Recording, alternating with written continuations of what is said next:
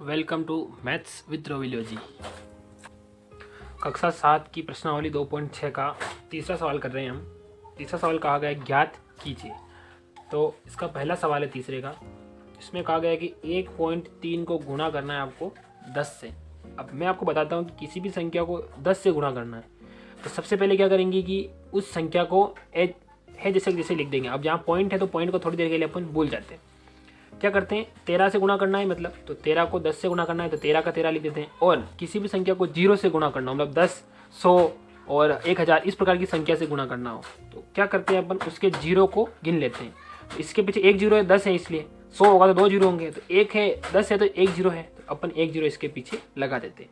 अब क्या करेंगे, अब कितने स्थान बाद दशमलव लगा हुआ है, देखो 3 एक स्थान है और इसके बाद दूसरे स्थान पर दशमलव लगा हुआ है, यानी कि एक स्थान छोड़ के दशमलव लगा हुआ है। तो अपन क्या करेंगे, एक स्थान छोड़ के यहाँ दशमलव लगा देंगे। तो फाइनली ये क्या बन जाएगा, 13.0। तो इसको ऐसे भी लिख सकते हैं कि 13, ये आपका उत्तर है। इस प्रकार से करना है। और आप गुणा भी करना चाहो तो भी गुणा कर सकते हो इस प्रकार से कि 13 को ऊपर लिखते हैं, फिर गुणा और फिर 10 करते हैं। अब 0 का 3 से और 0 का 1 से, तो किसी भी संख्या को 0 से गुणा करोगे तो 0 आएगा, तो 0 और 0, फिर एक स्थान छोड़ देते हैं। फिर 1 का 3 से है तो आएगा 3, फिर 1 का 1 से आएगा 1। अब जोड़ लेते हैं 0 और 3 के अंदर 0 0 नहीं 3 और 1। अब क्या करते हैं, एक स्थान बाद पॉइंट लगा हुआ था तो अपन भी एक स्थान बाद पॉइंट लगा देते हैं, तो ये आ गया 13.0। और यही ऐसा कैसे आंसर आ रहा। तो इतना लंबा करने से अच्छा है कि अपन डायरेक्ट इस प्रकार से कर लें कि किसी भी संख्या को 10, 100, 1000 इस प्रकार की संख्या से गुणा करना हो तो उसके सीधे पीछे अंक के पीछे 0 लगे हुए वो 0 गिन लो। ठीक है, ये तरीका आपको अच्छा लगा होगा और समझ में भी आया होगा। अपन इसका दूसरा सवाल करते हैं। दूसरे सवाल में क्या करना है अपने को कि दूसरे सवाल में कहा गया है कि 6.8 को 10 से गुणा करना है इस प्रकार से।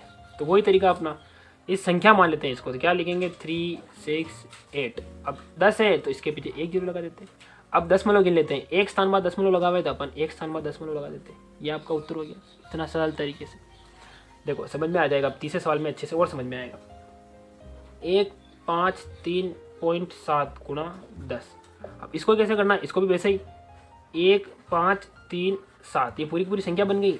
अब ये 10 से गुणा करें इसलिए ये 10 है, और एक स्थान बाद दशमलव अपन भी लगा देंगे, ये बन जाएगा कि इसका उत्तर भी यह है 1537। इस प्रकार भी लिख सकते हैं और इसका भी है 368, ये उत्तर। इसको ऐसे भी लिख सकते हैं, ऐसे भी लिख सकते हैं, इस संख्या को इस प्रकार से, इसको इस प्रकार से, दोनों तरीके से, दोनों आपका राइट उत्तर होगा।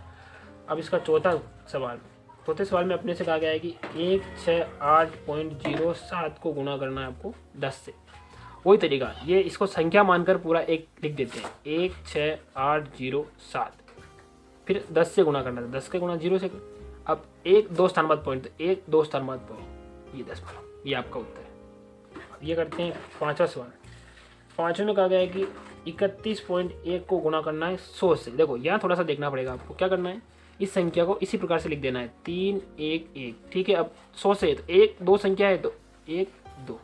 अब दशमलव कितने स्थान बाद, एक स्थान बाद दशमलव है तो अपन भी एक स्थान बाद दशमलव लगा देते हैं। तो ये संख्या क्या बन जाएगी, 3110.0। ये इसका आंसर है। इस प्रकार से काफ़ी बिना गुणा किए अपन सवाल कर सकते हैं।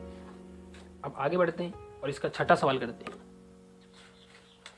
इसमें क्या कर रखा है, छठे सवाल में 156.1 को गुणा कर रखा है 100 से। कर लेते हैं, इसको पूरी संख्या मान लेते हैं, 1 5 6 1, फिर 100 से तो 1 2। ठीक है, अब एक स्थान बाद दशमलव लगा रखा था, अपन भी एक स्थान बाद दशमलव लगा देते हैं। ये इसका उत्तर। फाइनली उत्तर लिखना चाहो तो इस प्रकार से लिख सकते हैं, ये इसका उत्तर है। बिना गुणा किए आप करें सवाल को। अब सातवां सवाल कैसे करते हैं, 3.62 को गुणा करना है 100 से। अब इसको भी संख्या मान लेंगे पूरी, 3.62 को पूरा 362 मान लेंगे। क्या करेंगे, 362 और ये 2 0 इसकी, 1 2।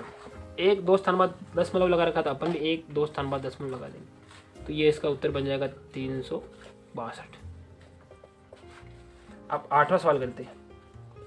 आपको अच्छे से समझ में आ रहा होगा अब तो, क्योंकि ये काफ़ी सरल तरीका है सबसे गुणा करने का। अब इसको इस प्रकार से करते हैं। अब इसको भी वैसे ही लिखेंगे, इसको पूरी संख्या मान लेंगे। तो संख्या क्या मान लेंगे, 4 3 0 7 0 0। एक स्थान बाद 2 स्थान, यानी कि 2 स्थान बाद दशमलव लगा हुआ है, 1 2 2 स्थान। अब देखो अगर इसमें भी दशमलव संख्या जाएगी तो दशमलव को गिन लेना है कितने स्थान बाद दशमलव लगा है। तो दशमलव संख्याओं को गिनकर अपन दशमलव लगा देते हैं। तो इसका उत्तर हो जाएगा 4307, ये इसका उत्तर है। अब इसका आगे वाला सवाल करते हैं जो है 9वां। 9वें सवाल में क्या किया गया है, 0.5 को गुना किया गया है 10 से। अब देखो 0.5, अब 5 को तो ऐसे लिख देते हैं, 0.5 है, 0.5 दे दो, चलो पूरा का पूरी, और 10 को गुना करने पर इसकी 0। अब एक स्थान बाद दशमलव, तो एक स्थान बाद दशमलव, तो इसका मतलब क्या हुआ, 5 ही तो हुआ, ये उत्तर इस तरीके से। अब आगे सवाल करते हैं, 90 के बाद 10वां करते हैं। 10वें में कहा गया है 0.08 गुना 10। अब करते हैं इसको गुणा। देखो इस पूरी की पूरी संख्या लिखो, अगर आपको समझ में नहीं आता तो पूरा का पूरा लिख दो, 008, फिर एक स्थान बाद ये 10। अब वापस पॉइंट दशमलव गिन लो, 1 2 दशमलव, 1 2 यहाँ लगा देंगे, तो क्या बन गया, एक तरीके से 0.80 उत्तर हो गया। ये बन गया उत्तर काफ़ी सरल तरीके से।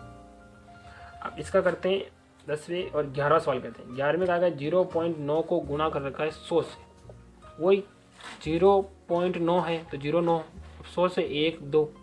अब क्या करेंगे, एक स्थान बाद दशमलव, तो यहाँ लगा देंगे दशमलव, तो ये बन गया 90 बन गया, 90.0 इस प्रकार से 90 बन गया, ये आपका उत्तर हो गया। अब 12वां सवाल करते हैं इसका, 0.03 गुना 1000। अब देखो इसमें 1000 में क्या करेंगे, इसको पूरी संख्या मान लेंगे, 1 2 3 अंक है तो अपन लिखते हैं 003। अब इसमें 1000 के अंदर कितने अंक है, 1 2 3 अंक है तो अपन लिखते हैं 1 2 3 0 लगा देंगे। अब दशमलव गिन लेंगे, 1 2 दशमलव 1 2, यहाँ आ जाएगा दशमलव, तो क्या लिखेंगे, आगे 0 का कोई मतलब ही नहीं है इनका, तो अपन लिखते हैं 30.0, ये 00, तो ये कुल मिला के 30 हुआ, और ये आपका उत्तर है। इस प्रकार से सारे सवाल इस प्रकार से हो जाते हैं। आई होप आपको ये सारे सवाल समझ में आए होंगे। मिलते हैं अगली वीडियो में, तब तक अपना ख्याल रखें। जय हिंद।